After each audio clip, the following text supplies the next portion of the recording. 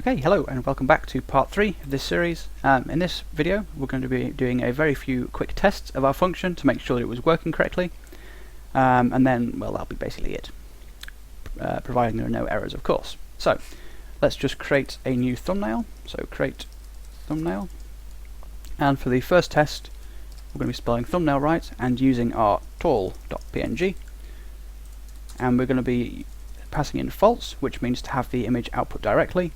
And let's just try 100, 100.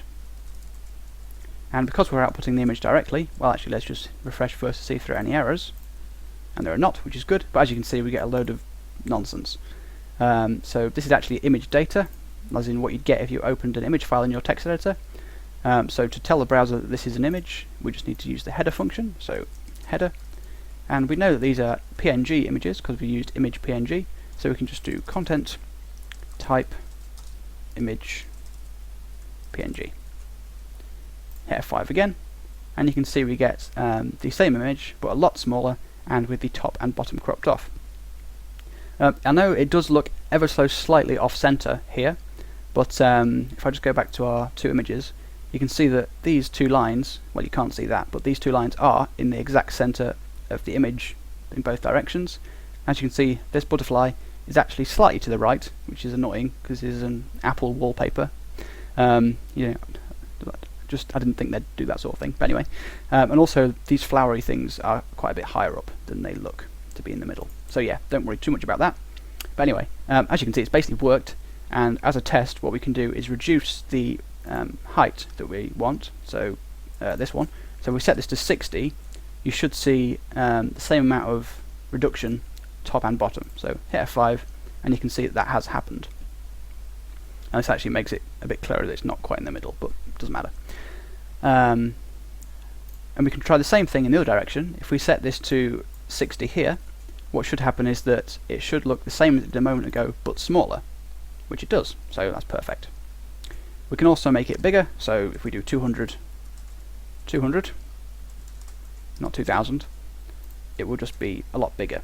And you can see it actually starts to look slightly more pixelated, and that's because these images, actually no, these images are 380, aren't they? It would look more pixelated. What I'm trying to say is that it would actually make the image bigger than it actually is, because it's just fixing the width to the width. So if you go a lot bigger than your source, it's going to look a bit dodgy. Anyway, that's enough about that. Let's try out our wide image to make sure that our wider case is working. So let's go back to our code and change tall to wide, and we'll leave that at 200 actually. Hit F5 and you can see we get a feather right in the middle of the screen, which is good.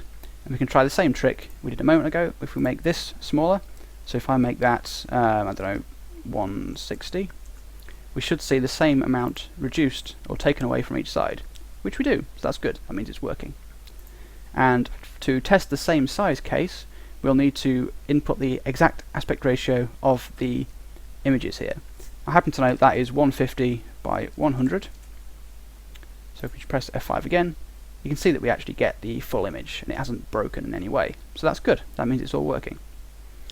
As a final test, let's check, or let's test, I'll go back to tall because I prefer it, and 200, 200 because it's big. Let's test the saving capability. So let's remove the header and let's add a file name as our second parameter instead of just false. So let's add, I don't know, small.png. Actually, no, it doesn't matter. F5 again, we get a blank page. I was going to add a var dump, I'll do that anyway, so we can see what this actually returns.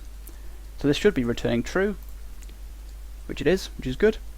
And if we look in our folder, let's refresh the folder, you can see we have this new image called small. If I just open this up, you can see that it is indeed 200 by 200. So that is pretty much it. That's how to create a thumbnail function, or a flexible thumbnail function, using PHP.